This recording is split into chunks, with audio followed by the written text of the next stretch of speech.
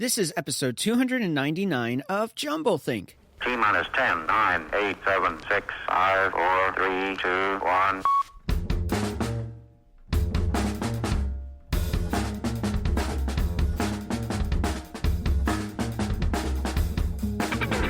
Welcome to Jumble Think, where we interview dreamers, makers, innovators, and influencers all about their journey of turning dreams and ideas into reality. Along the way, we're going to share some tips on how you can turn your own dreams and ideas into reality too. Our guest on today's show is Alex Felice. More about Alex in a moment. Whether you're a new listener or a longtime fan, if you've never subscribed to Jumble Think, make sure you head on over to your favorite place to listen to podcasts and click subscribe. Now let's jump into today's show. Hey there, welcome to Jumble Think. My name is Michael Woodward. I am your host, and we have a very fun show lined up for you today. Before we dive into that, earlier in the week, we had a special episode, a unique episode, and it's something we've tried one other time. It was with Thanksgiving, and this time we stepped it up even more. It was a special Christmas episode. We looked at the history of the song Silent Night and the story behind how that became a carol that's traversed the world, impacted people for generations now. We then dove into a story that we all know, the night before Christmas, and learned a little bit more about some of the mysteries behind that story. And then we looked at the story that for many of us is the reason we celebrate Christmas, which is the story of the birth of Christ. It's a fun episode. If you missed it and you still are in the holiday mood, make sure to go check out that episode. And I think it will help you remember what really matters, to slow down and to really think through some things that we take for granted, some choices we make that we never truly engage with. So that is earlier this week. You should go check out that episode. Now, today's show, our guest is Alex Felice. He has started a really cool website, and he speaks on this. It's called brokeisachoice.com. He's a former enlisted Army guy. He is known in the real estate space, and he has a simple mantra in life: find 3 hobbies. It's a fun episode. We're going to talk about what that means to find 3 hobbies. We're going to talk about what it means to find purpose, and a super fun conversation. Now, this conversation was recorded at PodMax. Super cool event in Trenton, New Jersey. My first time really stopping and hanging out in Trenton. So it's a great experience. We're going to have some other interviews coming up in the next week or two from that event. And we're even going to do something special with some of those interviews. We're going to do a themed week all about real estate, investing in real estate, what you need to know about the dream of owning properties. Super fun conversations from that event. This one is kind of a little teaser about what those conversations look like. I think you're going to enjoy this show, and I know you're going to enjoy the rest of the conversations too. So make sure you check out that in about a week. But for today, we're going to go ahead and jump into that conversation with Alex Felice. So here we go. Let's join the conversation we had with Alex Felice. Hey, this is Jason Pfeiffer, the editor-in-chief of Entrepreneur Magazine, and you're about to hear another episode that was recorded here at PodMax, an awesome experience for entrepreneurs to get on top-rated shows all in one day. I hope you enjoy. We are here at PodMax, and our guest is Alex Felice. Alex, welcome to Jumble Think. Thank you so much for having me. I'm happy to be here. I'm excited to have this conversation. As we've done preparation for the show, there was a couple things that really stood out. We're going to be talking about using hobbies in your life. We're going to talk about books. We're going to talk about not being broke and what that looks like. And we're going to talk a lot about your story of how you overcome some pretty crazy obstacles to find your success. Before we dive into that, I want to hear a little bit of your backstory of you were in the Army, you were in real estate, you've kind of had this crazy journey to find where you are today and find the fulfillment in what you're doing. Tell us a little bit about that story. I've been through. I'm thankful that I have a broad history. That I'm a very obsessive guy, so I've done a bunch of different things, and I've obsessed about all of them. So for instance, like I said, joined the Army when I was 18. I grew up in Rhode Island, so I got an attitude problem. And so, is there anything good in Rhode Island? Coffee milk. I don't even know what that Oh, is. well, if anybody's listening and they're from Rhode Island, they will unequivocally say that is the best thing that comes out of Rhode Island. Is it something that everyone should try? No, it's the Rhode Island. It's a state drink of Rhode Island, and everybody in Rhode Island has tried it, and everybody in Rhode Island loves it. And if you go 10 miles across the border to Massachusetts or Connecticut, they've never heard of it. Nice. If should everybody try it? I don't know. It's like a nostalgic thing. If you drank it, you'd be like, okay, it's cool, but I don't get it. So it's like eggnog for Christmas people. Yeah, kind of. Yeah. It's Okay. but it's the Rhode Island culture is very nobody ever leaves and nobody ever comes there, so it's very ingrained. Yeah. You know, like why would you go to Rhode Island? Well, I went there for a very important reason to get to Boston. Right. Yeah, that is. I went through. Yeah, that's the state motto. Right? We'll see you on your way through. Yeah, that's a good 20-minute. That's a good 20 minutes on 95, and then you're in Boston or in Massachusetts. So, but I left when I was 18, and I got out of the Army. 4 years is a long time. I went in 2003. You joined the military. Was that because of September 11th? No, I joined to get away from my parents. Okay. Well, I just saw the timing and I went, I wonder. Yeah, so I was looking for an escape route, and then September 11th happened, and then a month later I was gone. So it kind of, I understand why you'd see that, and a lot of people did join at that time. It was a good time to join. It was good. Yeah. It was a patriotic time to join, and I went right over. Okay. And I did 2 tours in Afghanistan. Yeah. I jumped out of airplanes for a little while. Been to South Korea. Went to the DMZ. I went You to and Kim Jong, right? I went to the You're DMZ. tight. Yeah, I'm a fearless guy, but I don't think I'd go there. But the Army, that was a good time for me, and I learned a lot. And I got out and kind of just screwed around. I sold cars. Wow. Which is a terrible business, but an incredibly good Like talent. new cars or used cars? New cars. Okay. Yeah. All right. Because we all know the stereotype. Yeah. Yeah. I did sell used cars for a little while. Yeah. I had to get out of it. I don't like. I have too much. Well, I was gonna say shame, but pride.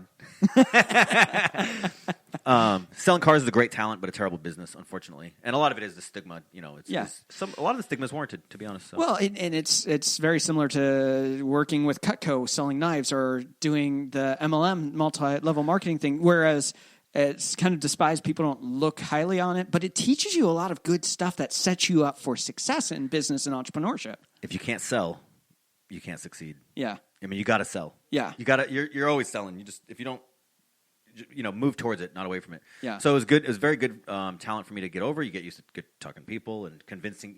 It's a good talent to have somebody that drives up on a car lot, and before they met you, they hate you. Yeah. And then 2 hours later, they're driving away with a payment that they really don't want.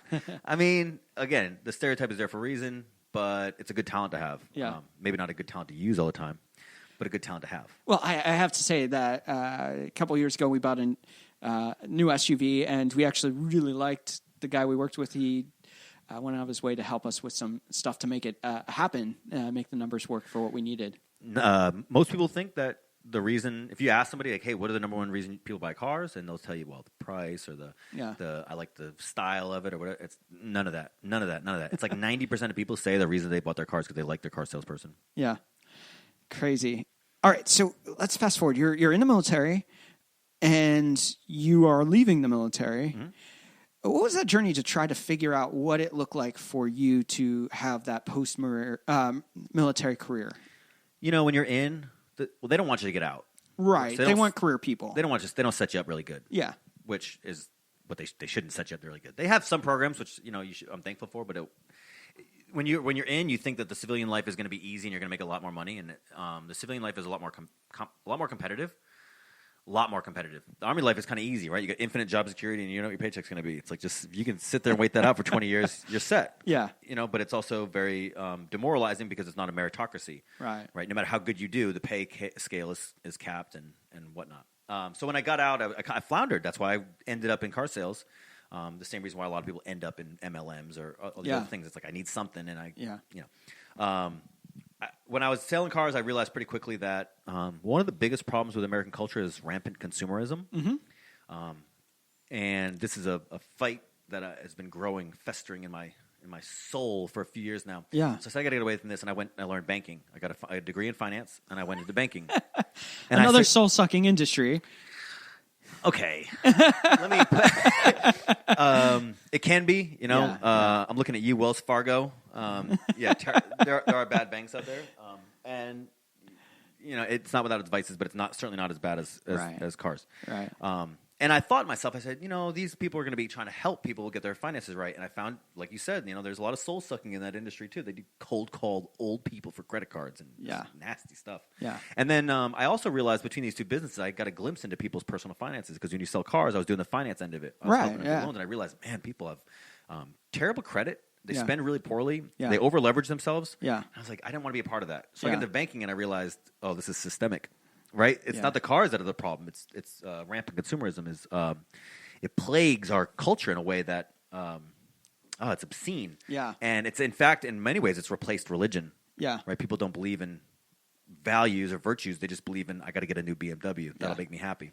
Yeah. And so... on to the next thing when that doesn't fulfill anymore. Yeah, well, this BMW is dirty, so now I got to get a new one to bring me happiness. Yeah. And I call it the false god of capitalism in many ways. And so... then I got into real estate because, banking is a soul-sucking industry. And between those two industries, I realized I got to make something for myself. Right. Because working for other people, you're beholden to their rules, and you're outsourcing your shame. Yeah. Right? I'm not doing right by you, maybe, or maybe not doing the thing I really want to do, but I have to do it for this paycheck. And this is what this person wants, and they don't have to do it. They just have to hire me. Yeah. And so I say all that to say that's why I got into real estate, because it's mine, and I can run it my way, and I can run it in a way that makes me feel. Do you feel like you found financial freedom and success in the jobs of car salesman and bank, or did you find that you were not finding the freedom financially that you wanted there? I got paid a lot in car business, but I wasted it all because I was a product. I was participating in the consumerism. Yeah. And then I got into banking, and it started to get a little bit better because, on the side, I was learning about personal finance. A guy named J.D. Roth runs this website called Get Rich Slowly, and I found it 10 years ago, and it really it kind of opened my eyes to like my problem. The reason I was always broke wasn't because I wasn't making enough money; it's because I was spending incorrectly. Broke is a choice. Yeah, and that's your mantra. Broke is a choice. Broke it's your is a choice. website, brokeis a choice.com. Yep. It's what you stand for. If you're broke and you have a car payment, it's your fault. Yeah. That's just the way it is. I mean, that's just the way it is. I got a guy who's always broke. He's always stressed out about it. And he's got $50,000 in credit card debt. Wow. And it's like, dude, that's your fault. Yeah. I'll tell you. Now, I am empathetic to poverty, so I don't want people to be. There's a difference between a choice of living poor because of your mindset versus living poor because of your situations. Yeah. If you grow up impoverished, which is very few people in America, to be honest. Yeah. If you grow up impoverished, there's plenty of places on the planet that people have no choice but to be impoverished. Yeah. Then I have the utmost empathy and sympathy for you. But if you grow up with reasonable opportunity and you squander it, then you get nothing from me except contempt. Well, we just went through a situation as a family, my wife and our kids, where we were in a house that when we first moved into it was a huge blessing, and it was a big old farmhouse. The monthly payments were low, but we didn't have the full story of how much that place would cost us with heating and air, and there's some lies there from whatever telling us, the electric bill is only $150, $800 a month later. Well, that was gas actually for winter, but that's a different story. And it was just completely inefficient, and we had a lot of space, and we had like what looked like should have been really fulfilling. But it became a curse to us. An anchor instead of a propeller. Yeah. So we ended up moving out and moving into a much smaller place, a little townhouse, and has probably half the square footage, if not less than that. And we find that the place actually fits us better. We got rid of a whole bunch of stuff that we didn't like that really drove us nuts, and a bunch of other stuff. And we just find that we're so much more content with less, and that less allows you to actually do more. 100%. Fight Club, I hate to be so cliche, but the things you own end up owning you. Yeah. Look, if you earn $33,000 a year USD, United States dollars, you're in the top 1% global richest people. Yeah. We're all one percenters. We're all one percenters. Yeah. And so if you're earning twice that, $60,000, and you have a bunch of stuff and you're not happy, you are parlaying. You're looking for happiness in the wrong answer. You can't buy it. Yeah. I mean, and they figured this out 2,000 years ago. It's biblical, right? Like Yeah. there people have been happy for a long time. Depression is new. Yeah. Right. And it's because we outsource our happiness into consumer goods. And Yeah. houses are the same way, right? Yeah. No, there's not that many people that need 2,400 square feet. Right. And then we do this other, well, not to get too big a conversation, but we all do this thing where we don't live with our families anymore. We live all kind of independently. Yeah. Which is part of it. And yeah, I mean, I'm very happy to hear that because so many people think that more is, I know this is the American slogan is more is better. Yeah. Bigger is better. And in many ways, it's really not because you end up stressed out about it, paying for it, and it doesn't really make you happier. It's like, hey, look, let's be closer. Yeah. let's live with a little less via negativa. Live with less. You'll be happy. It's the things that you the barnacles that attach to you that end up slowing you down. Well, have you ever heard the story of Frank Sinatra and his watch? I have not. I've shared this story before on the show, but I'll do it again because I know there's a lot of people listening that never heard it. He's obviously dead, died years ago. But when he was in his prime, he was out doing a show. He had finished the show, was leaving, jumping in a car. And somebody he had known but didn't know really well walked up, and they were talking, and he's like, I have to get in the car and stuff. And the guy mentions about how, oh, that's a really cool watch. And Frank Sinatra takes off and gives it to him. He jumps in the car, and his buddy's in the car, and he goes, what was that all about? And it's like, oh, I know the guy, blah, blah, blah. And he's like, no. Like, you just gave him your watch. That's just like super expensive watch. Probably back in the 70s when it happened, it was like a $2,000-$3,000 watch, And he's like, and it had an emotional value to him, not just a financial one. There was reasons why he liked that specific watch.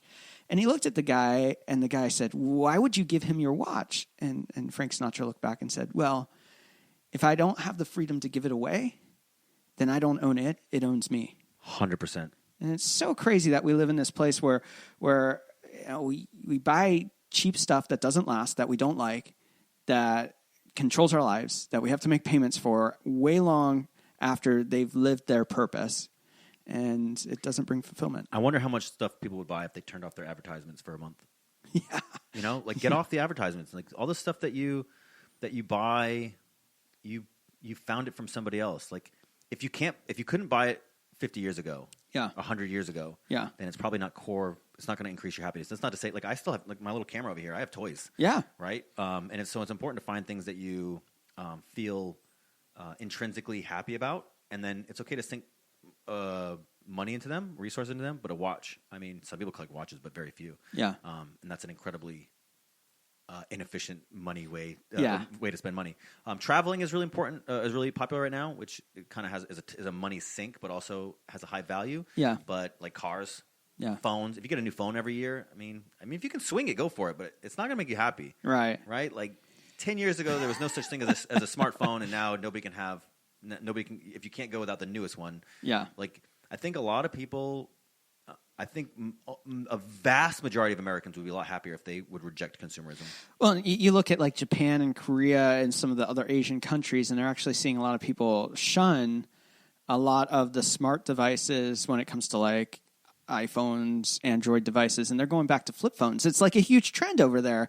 They're leaving it saying, it's not enhancing our life. It's actually distracting from connection and from each other. And I mean, it's not like the entire population's turning away from it, but there's a segment of the population, especially a younger segment. They're also the same ones bringing back the fanny pack, which is a mistake in my opinion, but that's a different story. Well, fashion trends aside, the cell phone is a tool like any other. Yeah. I can put a hammer in front of us, and I can build a house with it, or I can smash you over the face with it. Yep. Right. It doesn't change the hammer. And so cell phones, it's easy to dump on social media, and I know that's not what you're doing, but it is easy to dump on social media, and they do deserve a lot of their criticism because they've built a system with a massive amount of unintended consequences that are negative, and they've done very little to change that. Again, because they're making money and hurting culture. But cell phones, I found an incredible amount of success by building genuine human connections through a cell phone. But it's about how you use it. How you use it. I want to come back to your story now. We've talked a little bit about your years in the banking industry and car salesman. You end up in real estate. Why real estate? Well, it's 2013, 2014. Okay. Real estate's massively underpriced and depressed because of the 2008 collapse. There's there's a list of foreclosures a mile wide on every bank's balance sheet that they want to get rid of. Yeah. And you know what I wanted? Here's what I wanted. I said, I want to work for myself. I don't want to create another job. So I don't want a brick and mortar that I have to go into work every day because you're trading one job for another. Yeah. Because I'm lazy. And I wanted it to be tried and true. Yep. I didn't want some new fancy, try it and we'll see. And then in 5 years, you got to figure something else out. I wanted something I knew was going to work. Yeah. I wanted something that was passive, and I wanted something you could do without a lot of money because I was broke. Yeah. Real estate, rental real estate. And, you buy one. So I bought my first one. I'll go through it real quick. I bought it in 2014. I paid $55,000 for it. We moved in. It was a foreclosure, but we were moved in. We used an FHA loan. We put $2,700 down. Wow. We put $5,000 into it, like new flooring, a little bit of paint here and there, not much. And 18 months later, it appraised for $115,000. Wow. I said, this is easy. Yeah. I bought 8 more. Where was this at? North Carolina, Fort Bragg. Okay. Fort Bragg, outside where I was stationed. Yeah. I stayed there for a lady. And and so I ended up buying 8 over 3 years, and then I bought a 24 unit, and it's all done remotely, so I can do it basically anywhere. Yeah. And look, it doesn't make me rich. Yeah. But it gives me enough money that I can leave my job at any time and say, I don't feel like doing this. Yeah. And that right there, man, that is freedom. It's the freedom to make the choices you want around the lifestyle you want to live. Like you said, if I can't give it up, then it's not freedom. You then find this message that we're going to talk about a lot in segment 2, which is broke is a choice. Talk to us a little bit about where that spark moment happened. September 2017, I had a guy who was writing a blog for a few years, and he was done really well with it. And his blog is different than mine. He was trying to do this monetizing, ad revenue, affiliate links, making money off it. And I said, I don't really want that, but I have enough arrogance in my life. It's a flaw and a benefit, right? Because if arrogance is like, you have to hear what I have to say. Yeah. Right? That's arrogant, but it's also a necessity to get any of your voice out, because if you don't have that arrogance to think that other people care what you have to say, then you'll never put it out. Right. So that helped me to start writing, not for monetary reasons, just to kind of lethargic. Share the ideas. Yeah, like, hey, look, I made some money, and I know that I'm not the most successful guy on the planet, but I know that 90% of my peers in America are struggling month to month. Yeah. And I'm like I had fixed it, and it had only been a few years. I said, this can help people, and I don't want any money from him, so I'll just write it and help them. Mm-hmm. And so it started, and I said, I need something. It was kind of a personal finance blog with a little bit of real estate. Yeah. And so I said, I need something that's, I call my style, unnecessarily brash, but incontrovertibly true. Okay. Broke is a choice, right? Okay. It's unnecessarily brash because you sound kind of like a dick when you say it, right? Okay. You're like, everybody who's broke or living week to week doesn't want to hear that. Yeah. But it's true. Yeah. And so I needed something that was a little bit polarizing and fit my personality, and it was a little short-sighted because I kind of want to change it now. What would you call it now if you were to do it? I have no idea. That's why I haven't changed it. Gotta work through that one. Yeah, I have no idea. That's why. But I don't want to name something my name or anything. That's just not my. It's not my bit. I'm not that self.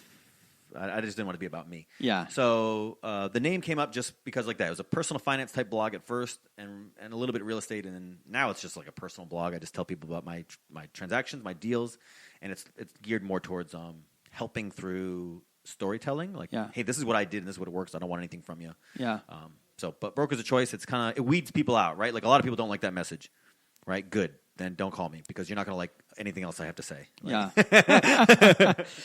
Well, as we move towards the end of this first segment, we always ask a couple questions. The first one being, how do you find purpose in what you do? Purpose is hard. I read.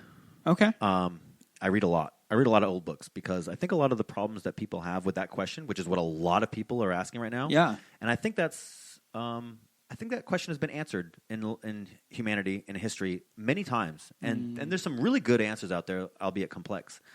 They answered it 2,000 years ago in the monotheistic religions. They answered that kind of question, and it's, take responsibility for your suffering. Life is hard. Yeah. That's their answer, right? Yeah. And I find that to be quite true. The other thing is, you got to find a way to get clear-headed because a lot of the things that you think you want are really what have been told to you. Right. And societal pressure. Keeping up with the Joneses. Keeping up with the Joneses, but also, I wonder, how different would you do your life if you were born on another continent? Right? So how do you get America out of your brain? And I don't mean that like America, but how do you get your society out of your brain so you can think clearly? which is a difficult thing to do. Well, and I think of people, I know lots of people, whether it's in missions, whether it was for work, whether it was for the education and teaching, they have traveled abroad and spent multiple years outside of the U.S., whether it was in Asia, Africa, wherever. And they come back and they have this culture crash when they come back to the States after being gone for 10 years, 12 years, 15 years. So that says a lot that somebody could go to another continent, to another country, to another philosophy of life, and have such an impact in their life that they find that the culture here in America is counter to what they know is right. The American culture is new. Again, this is why I research history. Like American culture is 400 years old. 500 years, call it. Yeah. China's 5,000 years old. Right. They know some stuff. Now, that's not a good analogy right now because of the way China's acting, but they've been through a lot of transition. And I'm not a big fan of like, hey, look, the ancient wisdom is better than the wisdom now. But I think now in the West, because we've given up values for consumerism, people don't read as much. Yep. And they just don't realize that a lot of the, like you said, where's the purpose? Where's the meaning? Where's my happiness? It's not in the bottle of Valium or Xanax, and it's not in a BMW. Yeah. And it's kind of already been solved. It's just a little bit more dull than, it's not the fancy answer. It's not the American answer. The American answer is going to be gold dripped and be loud and flashy. And it's like, that's just not the way it goes. So I think finding purpose, my answer to that is the answer that nobody wants to hear is read books. Yeah. Read old books. And I think going one step further than that, we look at the problems we're facing and we look to solving symptoms instead of trying to change the heart of the issue. That's human nature. Oh, yeah. But we're really good at it in America saying, well, we have this issue, whether, like in politics or whatever, and instead of going back and saying, well, what's really causing this, we just try to put a Band-Aid on the situation. Well, that and people don't want to look inside. Yeah. Right? We have a societal issue, and if you want to fix them, you have to be the example, not just the whiner. Yeah. And so what does that mean? So for me, it means, if you notice, I'm dressed like a teenager, right? But it's cheap. And I do this on purpose to send a message. Be the example of you don't need all that. You don't need all that stuff. You can live in a different way. And so it's one thing to say, hey, look, we have all these problems and we should address them. Also information now. Yeah. Right. It's much easier to have, well, for good or bad, you have more information. I don't know if you have good information, but you have more information. All comes back to what you're consuming. And so it comes back to what you're consuming. Very well said. And so I think all those things add up to, people, it's very vicarious. Yeah. It's very easy to look and say that all these things are happening and then, but not take responsibility for your part in the problem. Yeah. What's one challenge you're currently working to overcome? Arrogance. It's interesting. Arrogance and insecurity. Okay. I really want to do YouTube in 2020. Yeah. Like super, super big. And believe it or not, it's hard for me to get in front of that camera and talk and produce something good. And I think a lot of people, I'm certainly not the only one.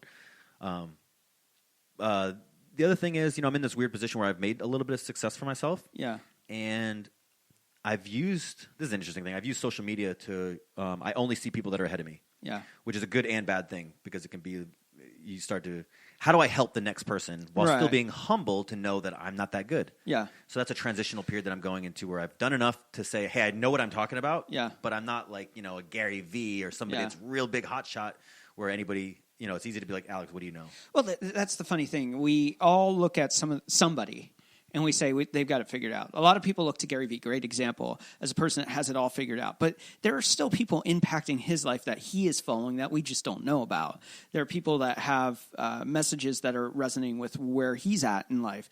We're all following somebody, and somebody's following us. And a lot of times we forget about that no matter where we are in the journey, there are people coming up behind us and looking at us as a model of something.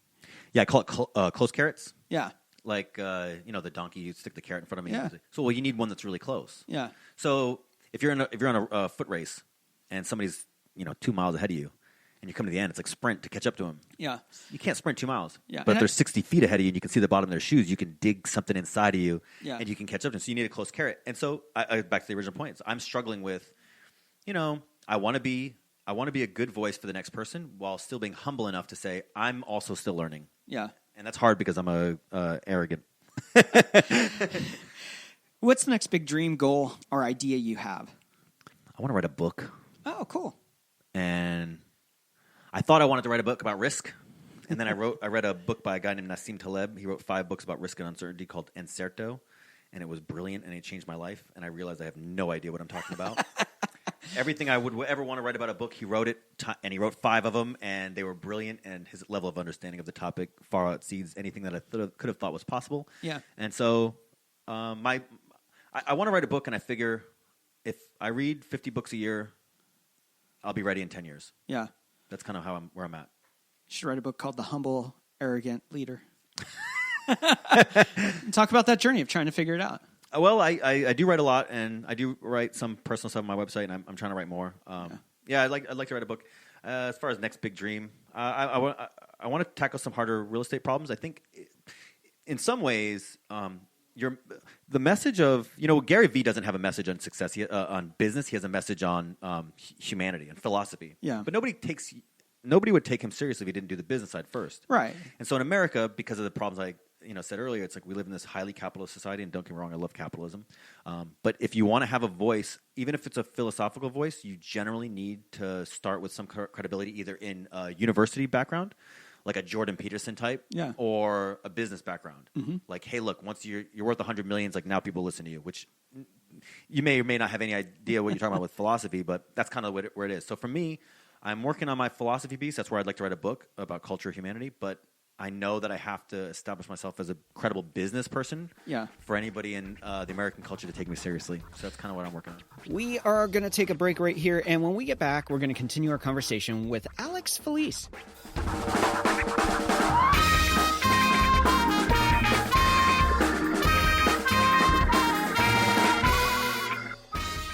There is a lot going on here at JumbleThink, and we want to keep you in the loop. What's the best way to stay connected? Head on over to JumbleThink.com, sign up for our newsletter, or click one of those magical buttons that lead you to places like Facebook, Instagram, LinkedIn, or Twitter. Let's connect, and let's really do this journey of chasing dreams and ideas together.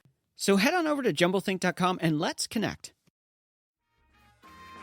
Now let's jump back into our conversation with Alex Felice.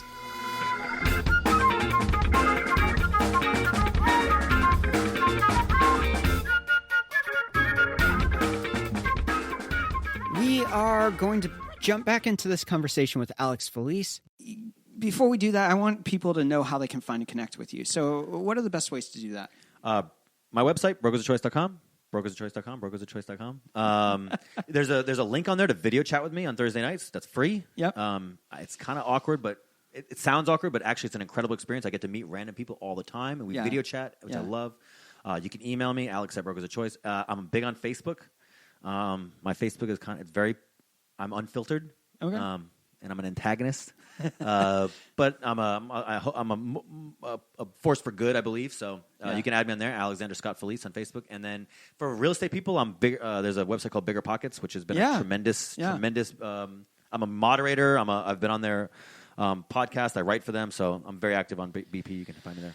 And we'll put those links in the episode notes, so you can check probably below wherever you're listening, and they're going to be there, and then you don't have to remember all of it. You can just click a magical button that just gets you where you want to go. Easy. One of the things I wanted to make sure we talked about in today's conversation is your philosophy around 3 hobbies. I found it incredibly fascinating. So share about that. Everybody loves this advice. I love this advice. I wish I invented it. I heard it somewhere, and man, it changed me. So it's simple. Ready? You need 3 hobbies in life to be happy. One that makes you money, one that keeps you in shape, and one that keeps you creative. Okay. And that trifecta sounds so simple. And what I find is if you're doing good in life, you probably have 2. Okay. You probably, I'm in the gym and I'm making a little money, but I'm not creative. Or I'm creative and I'm in the gym, but I'm broke. Or, most people, I had 2. I'm a lifelong gym rat, power lifter, and I had started real estate. Yeah. Right now, it's important to distinct that your job is not the hobby. You need something you like, something that's yours. Yeah. And so and then the third one for me was I picked up photography. Oh, okay. Which is why you have a nice little Canon camera here with a killer lens. Yep, I got the EOS R and the Sigma 24-70, which is pretty darn good gear for a hobbyist. Yeah, absolutely. even for a non-hobbyist. And so I don't consider myself a creative guy at all whatsoever. And I think most people that would consider themselves one or the other, either highly analytical or highly creative. Yeah. But the funny thing about that is that people who say that they're highly analytic and they look at numbers and data, they're so creative in ways that I can't understand, because I stem from kind of more that futurist, looking at the future, seeing what isn't there and creating a path to get there. That's kind of how I'm built. And I look at those people and I look at what they do and they go, oh, it's all facts and numbers. I'm like, there's so much creativity in that. Yeah, well, it's different for everybody. Not everybody's going to do photography, but it is important to do. I started writing too. That's a creative thing where, so I kind of double dipped in that regard. And I'm going to expand that message, those 3 hobbies over time. I'm working on some things, but those 3 things, man, they really changed my life, because now, and it's the devil's in the details here. So those 3 hobbies, and what that means is, 3 things that are yours that you like. Mm. And so okay, you said one of the hobbies is to make a hobby to make a living, money. Yes. There are some people that say that you don't have to be passionate about what you do. I personally can't do something I'm not passionate about. And I want to be in an environment that I like to be in. I like to be around the people that I like to be around when it comes to working and what I'm doing. For you, what's your take on that? Somebody says that you don't have to be passionate about what you're doing. Who could say that with a straight face? There are people out there that... People with a W-2 job? Well, they come in and they say... I'm passionate about making money. And so the passion isn't actually in what they're creating, but the passion is the result. And there are people like that. You look at people that go, I don't really care about this, but I'm doing it because it makes me a lot of money. Well, again, that's the false god of capitalism. I mean, okay. In my opinion, if you're not... There's a lot of shameless people that can make a lot of money. Yeah. The charlatans that make money. And a lot of hedge fund guys. Yeah, and so out there. people are wired differently. I'm wired... I have a lot of shame. So I don't want to make any money at the expense of... I did the car sales thing for a long time, and it ate at me. So look, people are different in very distinct ways, actually. So not everybody's going to feel the same way about that. Some people can go out there and make money and do something that they feel no shame, even if they do something evil sometimes, right? So I can't speak for everybody, but I think most regular people that have shame and some humility and want to do the right thing, I think they don't want to make monies in ways that doesn't make them feel good about it. I agree with that. There are people out there. Well, I'll debate them, but I can't. I can't. I'm not talking to them. No, I know that. Well, that's not where I was going with that. No, that's good. There are people out there who struggle with what they're passionate about. The hobbies that they just go really, and they don't know how to actually discover it. I find it easy because I'm a curious person, so I like trying things. I like exploring it. That's just how I'm built. But there are people out there, maybe they're more analytic. I don't know. I haven't figured that out. But they just go, I don't really have any passions. I go home and I watch The Simpsons. I go on and watch The Office. And they're not, there's something missing. So what would you challenge them to do to find these 3 hobbies? I love this question. So I think this is an incredibly common problem, and I agree with you. And I know many people like this where if you took away the TV, what is their life about, right? Probably, if that's your life, you should take away the TV. 100%. Yeah. And I think that probably is the problem, right? It's the path of least resistance. Yeah. It's a distraction from reality. Yeah, and it is hard to pick up a camera and say, my first pictures are god-awful. Yeah. Right? My first podcast episodes are 100%, yeah. But horrible. It's like 4 years later, you're like, hey, look, I'm not that embarrassing anymore. But it's hard to get somebody to start something and then say, hey, look, you're going to be terrible at this. And then in a year or so, after being terrible about it, you might find out you hated it completely. Yeah. I started a podcast. I hated it. Yeah. Right? It's like, but you got to do it to try it. So I think a lot of people won't do things. They won't try perfection too. Yeah. Some of that is certainly true, and I don't have a good answer to get away from that. I mean, some people are perfectionists. Just be okay with failing, and you'll eventually get there. It's the 10,000 hour thing. Gladwell, yeah. Yeah. I've done it. I've been embarrassing myself for 30 years. Yeah. So I am resilient to it now. I can embarrass myself in all sorts of ways, and I'm kind of immune. So I think some people have so much of this. It's an ego thing. Yeah. Not in a bad way. Just like this. I don't want to be embarrassed. Yeah. I don't blame you. You don't want to be embarrassed, but it's not as bad as you think. And that's just it's funny. Confidence comes from accomplishment. Yeah. Even small accomplishment. So if you don't feel like you're passionate about something, try something that you might think you're passionate about, and just do it. And you'll find you may like it. You find you may hate it, but now you know. And you might say, well, I didn't like photography, but I really like videography. Yeah. I don't like photography, but I like editing. Yeah. I don't like photography, but I liked, participating in Instagram or whatever the case may be. Like you'll find something along the way. You'd be surprised. But and I think going one step further there, I love what you're saying, is to say, I'm going to commit to a certain period of time to know that I may suck in this, but it's okay to push through and let it. And you might adjacently, like you're talking about, find that, I don't like photography, but videography, pretty stinking awesome. Storytelling through Instagram stories or whatever that is. And if you would have never gone down the first path, you would have never gotten to the second. Yeah, I'm not a great photographer, but I have my little niche. I have things like this camera. I'm telling stories. I tell stories of my little adventures, and people love it. And I don't have to be a great photographer. I'm a great storyteller. Yeah. But I would have never known. Writing. I wanted to write to help people buy real estate. When I realized is I like writing. Yeah. And so it's one of those things where now there is no chore. Yeah. Right? You can't stop me. It's a flow place where you're like operating in like, this is just something I'm passionate about.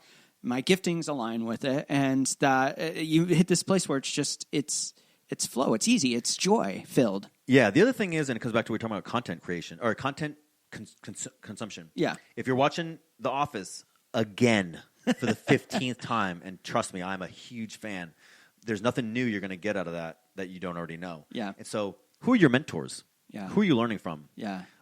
They will teach you what the next they're your role models. And nowadays you can go online and you can have your mentors on Twitter. Yeah. And you can say, what are you doing? What are you learning? What worked for you? Ray Dalio always talks about transcendental meditation. Mm-hmm. I don't do transcendental meditation, but it's like in my head, like, hey, maybe that's one of those things where I should really try, because the guy who I think is one of the smartest people on the planet says it shaped him. Like it was one of the most formative things of his life. It's like, if it's good enough for him, it might be good enough for me. Yeah. So it's never been easier with social media to find your role models and then be in their circle, be in their tribe, their community. In their community. And then you can say, well, one of my favorite things, I read a lot of books. Mm-hmm. So who do you find what books to read from? Bill Gates. Yeah. I love Bill Gates. Yeah. He has a reading list like you wouldn't believe. And so if you're like, hey, look, if it's smart, if Bill Gates can learn from it, then it could be smart enough for me. Yeah. So finding your passions, it's like find the people who you think are role models and then see what they say. That's a underappreciated, I think, approach towards finding things that you're passionate about. So good. Unfortunately, we're running out of time. We should do another episode sometime in the future, just go deeper into these conversations. We're going to have to pause right here and get ready for rapid fire questions. We're going to be right back with Alex, Felice. There's so much more to this conversation.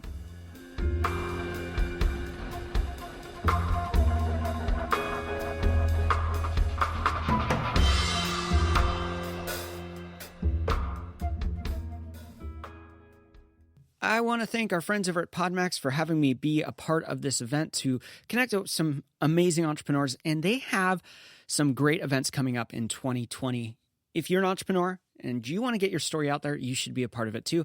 How can you connect with them? Head on over to podmax.com. There's tons of great information on their site. And maybe, just maybe, you and I can connect there too. So go check them out, podmax.com. Now let's jump into rapid fire questions with Alex, Felice. Mettre l'aiguille sur le disque. Mettez le contact. Reposez votre bras et attendez. We are back with Alex to do rapid fire questions. Are you ready? No. All right. That's always the best ones. Yes. I'm going to do it anyway. As a child, what did you want to be when you grew up? An archaeologist. I was when I was young. I remember like, oh, dinosaurs. They're so cool. But that's paleontology. But that's well, I was 5. What do you want? I actually did dinosaur digging this summer. We interviewed a guy on the show who's a paleontologist. We went out on a dig with him. I found raptor teeth and oh, that's fantastic. Crazy story. I still don't know what I wanted to be when I grow up, so that's a hard answer. Well, you should go to South Dakota and try this. It's pretty cool. That sounds fascinating. It was really fun. What is one tip you'd give someone with a big idea or dream and they don't know where to start? Write it down. Love that. And expand on it. And share it with people. Yes. So they can poke holes in it. Yeah. And then keep writing it. Mm-hmm. So good. What is one change you'd like to see in the world? I wish we could devise an incentive system for people to read more. Mm. And I wish, in America, we could find a way to incent community more. Mm. Love that. What do you want your legacy to be? I don't care. Okay. Like, how many people do you know from history? Like a small, tiny, minuscule fraction of them? Well, I think that is indicative of what you define legacy as. And that nobody's going to remember me, and I'm okay with it. Okay. Well, and I don't look at legacy as what they remember of you necessarily, but it's how what you did impacted. If I can be a beacon for people to live in a way that it makes them happier without having to, happiness is in front of them. Yeah. It really is. It doesn't seem so, but it really is in front of them. If I can be a beacon or an example for that, it's the best thing I can do. Where do you find inspiration? Again, books. All my inspiration comes from the people who wrote 150 years ago. Speaking of books, what is one book you think every dreamer should read, and why? Thus Spoke Zarathustra by Friedrich Nietzsche. Okay. Sorry. No, you're fine. Yeah. That's a great one. Don Quixote, ancient 1605 written Spanish literature. Both really good, and there's a reason they lasted 200 years. For you, how do you define success? For me, do whatever I want, whenever I want, and say no to everything I don't want to do. What is one trend you're currently excited about? YouTube. What is one habit that you find helpful in your life? Fitness. Go to the gym. What is one thing you wish you would have known when you first started out? I read for years and years and years by successful people. They said, read books, read books, read books. And I know I keep harping on that read books thing. Mm-hmm. And I heard it and I dismissed it. And then a few years ago I picked it up and it changed me. If you weren't doing what you're doing today, what do you think you'd be doing? How could I do anything but what I'm doing today? This is an alternate universe. I think there's a chance I could have stayed in the Army. I was in 3rd Special Forces Group. Yeah. And so I could have gone down that path. And our final rapid-fire question, what is one dream you're still wanting to fulfill in your own life? I want to go to space. Nice. And I'm pretty darn certain it's going to happen. I'm watching the technology. $200,000, you can go up on Virgin Galactic. Yeah. I mean, in 20 years, it's going to be like... it's going to be there. It's going to be $500. Let's go. Weekend trip. Yeah, that's right. No, that's one thing I've always wanted to do. I want to go to space. I think space is the most important thing we do. And I think in our lifetime, it's going to be maybe not super affordable, but I think it's going to be something that everybody should... I'm thinking it's going to be a life-changing experience. As we wrap up, we always like to have our guests have a final thought. What is your final thought for all of us listening today? Broke is a choice. Nice. It's a good thought. That's a hard one. I don't know. Read every day. Fitness. Do what you want. Don't do things you don't want to do. Don't be beholden to somebody else. I'm rambling. I don't know. Alex, thanks so much for being here at Pod Max today, and I am super excited about what you've shared, and I can't wait to see what you do in the next couple years. Thank you so much. This was so much fun. Once again, we want to thank Alex Felice for being on the show today. You can check him out at brokeisachoice.com.